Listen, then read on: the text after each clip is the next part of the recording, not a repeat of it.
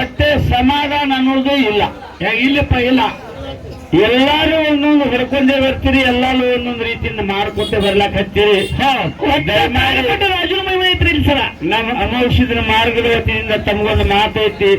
ಏನ್ರಪ್ಪ ಮಾತಾ? ಇನ್ನು ಬಾಳ ಆದ್ರೆ ತಾಸು 1.5 ತಾಸು ನಿಮ್ ಊರಾಗ ನಾವ್ ಇರ್ತೇವೆ. ದಯಮಾಡಿ ಕೈ ಮುಗಿತೀನಿ. 2 ತಾಸರೇ ಸಾತ್ ಕುಂದ್ರಿ. ಅಂದ್ರೆ ಶಾಂತ್ ನೀವು ಹೊಡಿಯಲ್ಲಿದೆ ಹೊಡಿತೀನಿ ಸುಮ್ಮನ. ಅದಕ್ಕೆ ದಯಮಾಡಿ ಹಾನಿ ಮಾಡಕ್ ಹೋಗ್ಬೇಡ್ರಿ.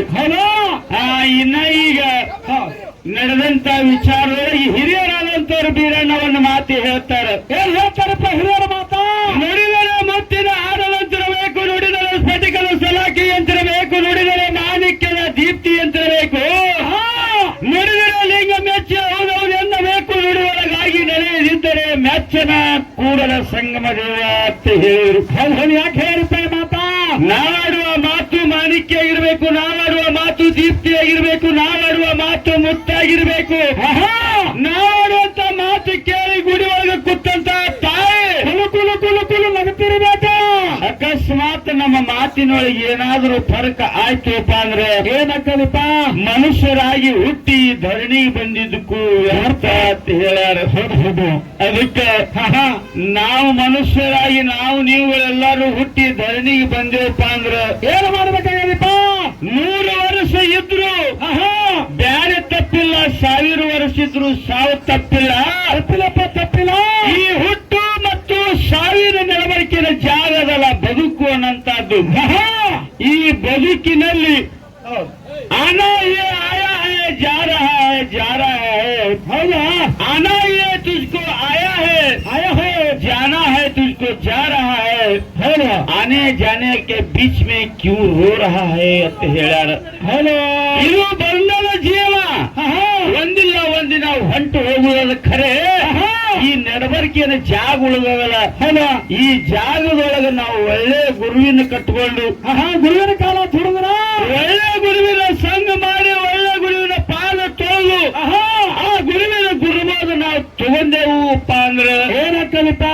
ಹುಟ್ಟಿದ ಈ ಜನ್ಮಕ್ಕ ಈ ಶರೀರಕ್ಕ ಈ ಮನುಷ್ಯನಿಗೆ ಮುಕ್ತಿ ಮಂದಿರ ಸಿಗುತ್ತದೆ ಅಂತ ಹೇಳ್ಯಾರ. ಅದಕ್ಕೆ ಹೇಳಿದ್ರಿ ಸರ, ಏನ್ ಹೇಳಿ? ವಿಚಾರ ಮಾಡ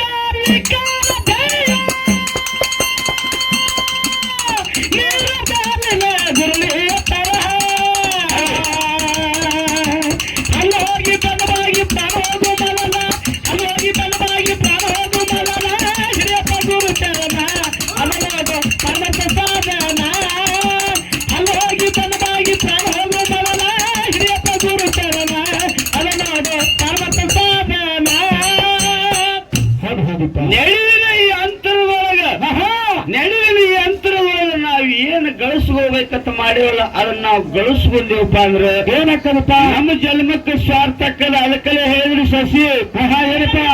ಪಟ್ಟಿ ಸಂಸಾರ, ಪಟ್ಟಿ ಸಂಸಾರ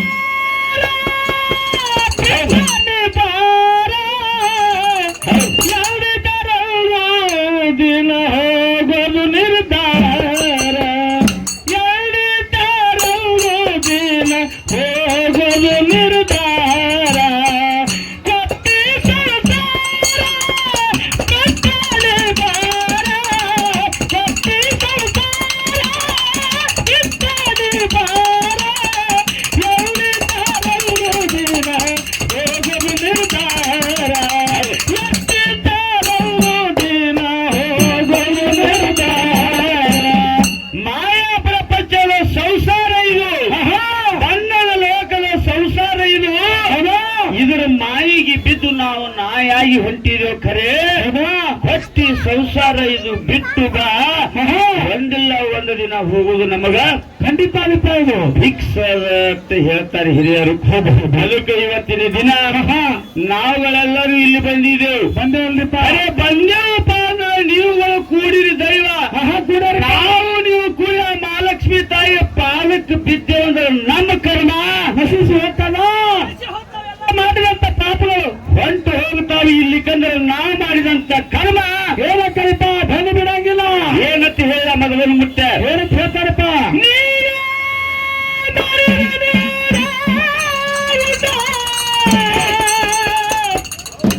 ನೀಡಬೇಡ ಯಾರಿಗೆ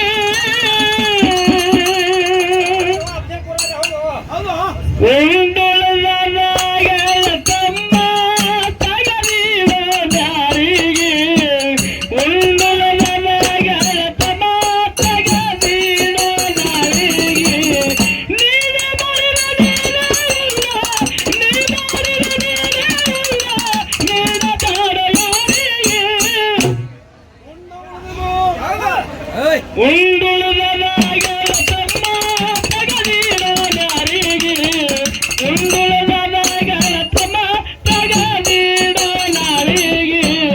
ಅದಕ್ಕೆ ಈ ಕರ್ಮಾದಿಗಳನ್ನು ಹೋಗಬೇಕಾದ್ರೆ ಆ ತಾಯಿ ಪಾದಕ್ಕೆ ನಮ್ಮ ಶಿರ ಹಚ್ಚಿ ನಮ್ಮ ಶರಗ ಒಡ್ಡಿ ನಾವು ತಿಳಿಯದೆ ಮಾಡಲಿ ಅಥವಾ ತಿಳಿದರೆ ಮಾಡಿದಂತ ಕರ್ಮಾದಿಗಳು ತಾಯಿ ನಿನ್ನ ಪಾದಕ್ಕೆ ಹಾಕೊಂಡು ನಮಗೆ ಮುಕ್ತಿ ಮಂದಿರಕ್ಕೆ ಹಾದಿ ಕೊಟ್ಟು ಕಳಿಸುವನಂತ ಮಾತು ಬೇಡಿಕೊಂಡು ನಮ್ಮ ಕಾಕ 20-30 ವರ್ಷಗಟ್ಲೆ ಒಡ್ಡಿವಾಳ ಶಿವಸ್ಥಾನದೊಳಗೆ ಪದ ಹಾಡ್ಯಾರಪ್ಪ.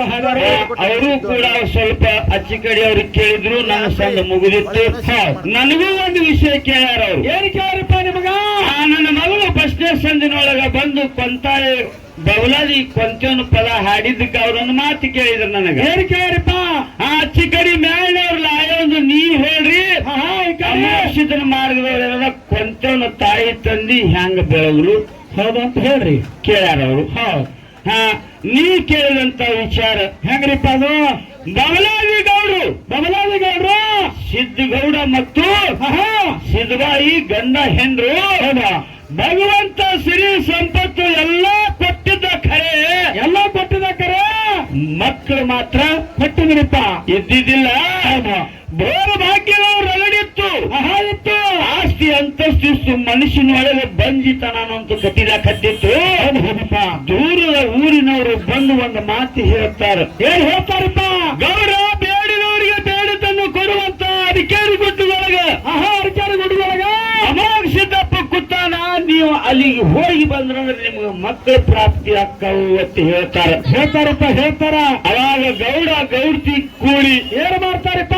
ಯಾವ ಜಳಕ ಮಾಡಿ ನಿತ್ಯ ಕರ್ಮಾದಿಗಳನ್ನ ಮಾಡಿ ಹನಿ ಮೇಲೆ ವಿಭೂತಿಯನ್ನು ಧರಿಸಿ ಆ ಭಗವಂತ ಅಮೋಘ ಸಿದ್ದನಲ್ಲಿ ಹೊಕ್ಕಾರ ಅರಿಕೇರಿ ಗುಡ್ಡಕ್ಕ. ಅವಾಗೇನಾಗ್ತದಪ್ಪ?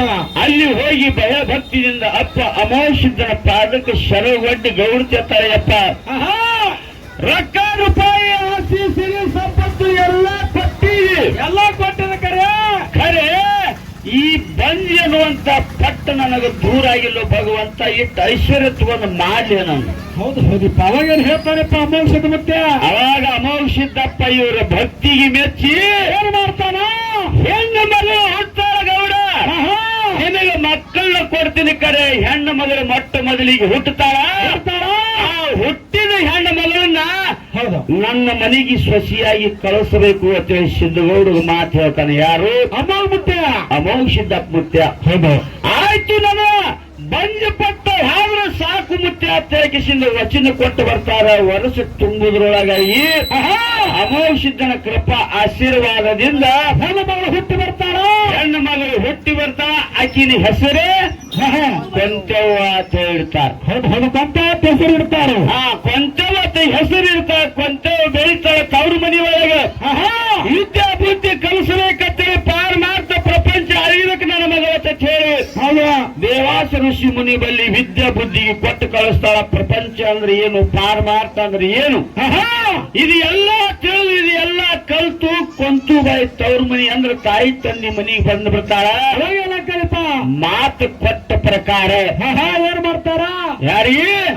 ಅಮೋಘ ಸಿದ್ದಪ್ಪಗೆ ಮಾತು ಕೊಟ್ಟ ಪ್ರಕಾರ ತಮ್ಮ ಮಗಳು ಕೊಂತು ಬಾಯಿನ 4 ಮಂದಿ ಧರ್ಮರು ಯಾರಪ್ಪ? ಅವತಾರ ಅವಧೂರಿಸಿದ ದೇವೇಂದ್ರ ಬಿಯಾಣಿಸಿದ ಸೋಮಣ್ಣ ಮುತ್ಯ ಕಣ್ಣ ಮುತ್ಯ. ಇದರೊಳಗೆ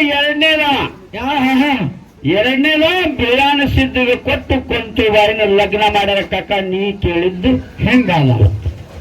ಬರಬರಿ ಕಾಕ ಬರಬರಿ. ಹರಿತಾಳೆ ಇರ್ಲಿ. ಸಂತೋಷ ಸಿದ್ಧಾರ್ಥಿಗೆ ವಿಷಯ ಕೇಳಕ್ ಹತ್ತಾರೆ. ಯಾಕಂತ ಕೇಳಿದ್ರೆ ನಿಮ್ಮಟ ಅನುಭವ ನಮಗಿಲ್ಲ. ಯಾಕಂದ್ರೆ ನೀವು ಹಳಿ ಮಂದಿ, ನಿಮ್ಮಲ್ಲಿ ಅನುಭವ ಬಹಳ ಅದ.